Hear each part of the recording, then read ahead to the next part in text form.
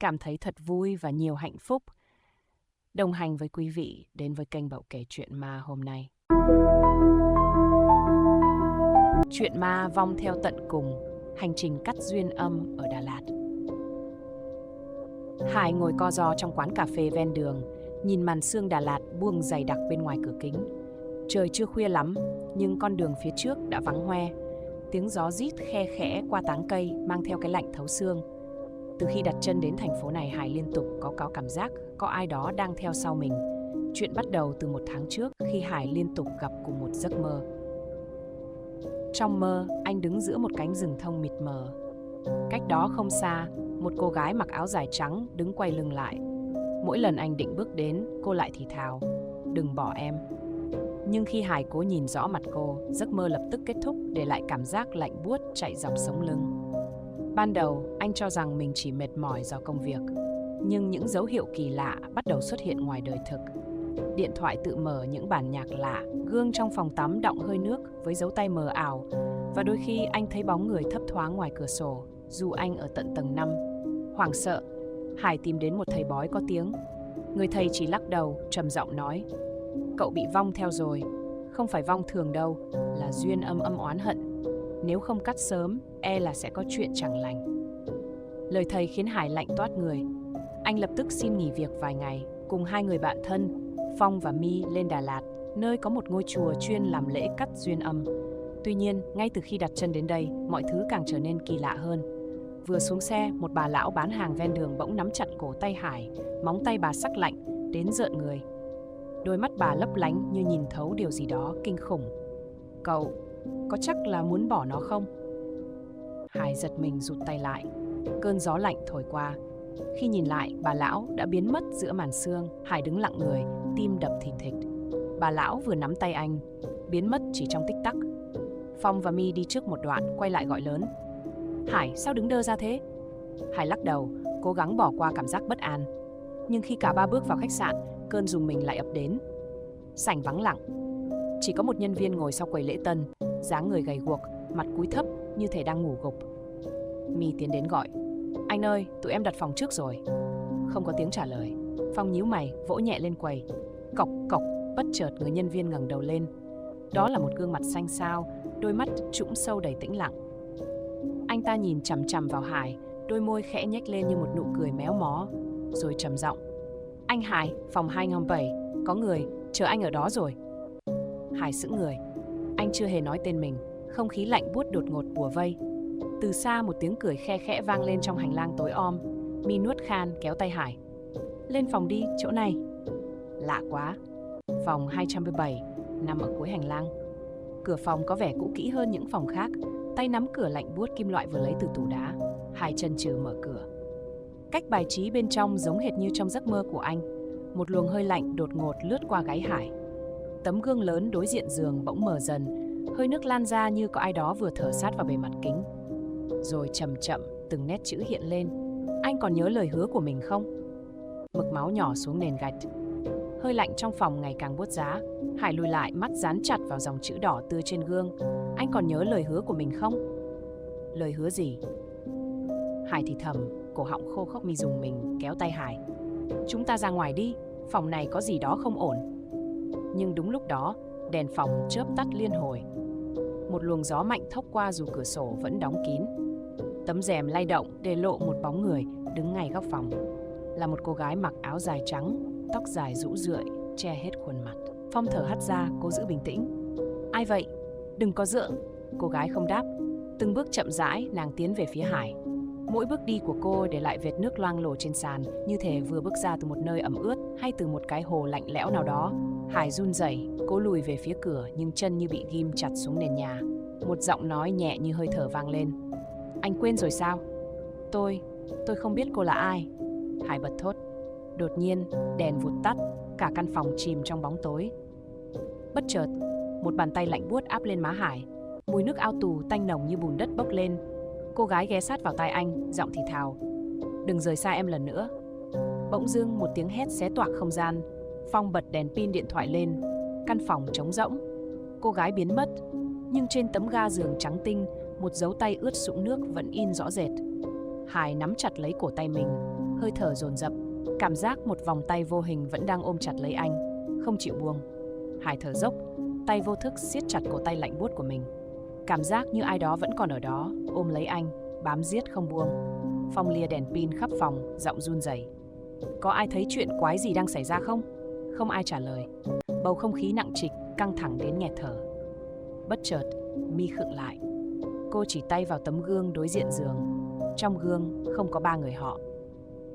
Thay vào đó là một hình ảnh khác, một cặp đôi đang ngồi bên hồ nước đen ngòm, bao quanh bởi rừng thông.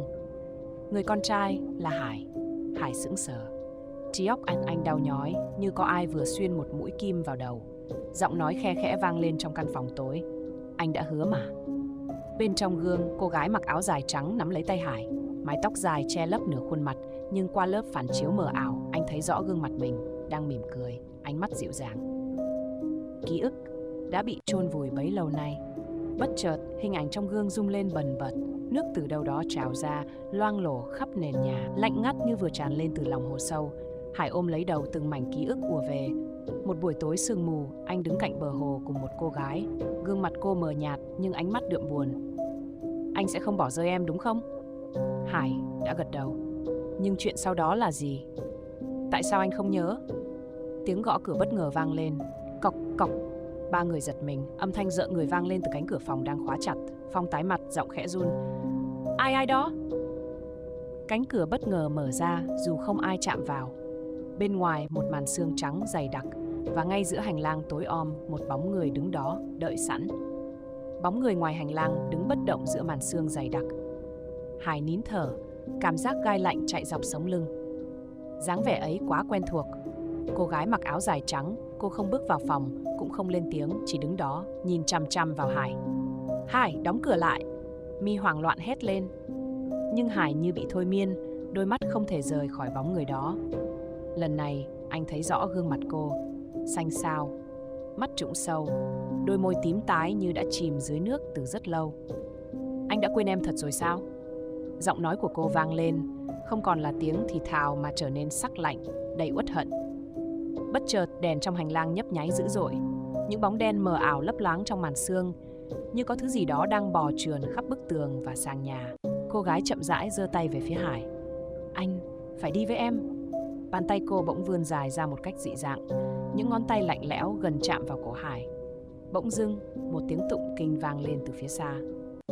Cô gái giật bắn người, ánh mắt đầy sợ hãi. Bóng trắng mờ dần trong sương, những bóng đen cũng dần rút lui về những góc tối. Một giọng nói già nua vang lên từ cuối hành lang. Đủ rồi con bé, đừng làm trái luật trời nữa. Từ trong màn sương, một ông lão áo nâu cầm tràng hạt chậm rãi bước tới. Gương mặt ông hằn hằn sâu những nếp nhăn, ánh mắt đượm buồn. Cô gái gào lên, giọng thê lương. Ông ấy đã phản bội con, ông ấy đã quên lời hứa. Căn phòng rung lên bần bật, cửa kính tự nứt vỡ. Ông lão không nao núng, tiếp tục đọc kinh, từng bước tiến đến.